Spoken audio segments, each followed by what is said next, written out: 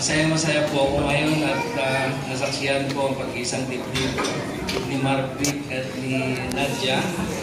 At natutuwa ako, this is actually the first time I have seen a Muslim wedding. I have been a Muslim for the past 8 years, pero ngayon na ako naka-attend ng wedding. So natutuwa ako at the union of these two,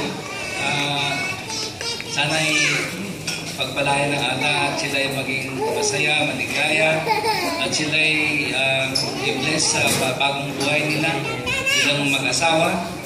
And I just would like to remind them of their responsibilities.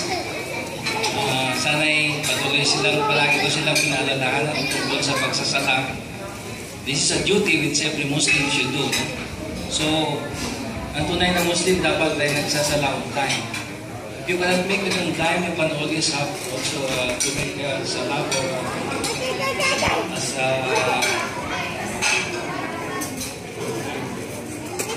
hindi ka makapagsala on time, pwede ka lang makapagsala later on. But most of the time, you have to do it on time. Para yung blessings ng Allah ay maging sa inyo. So I wish them all the best.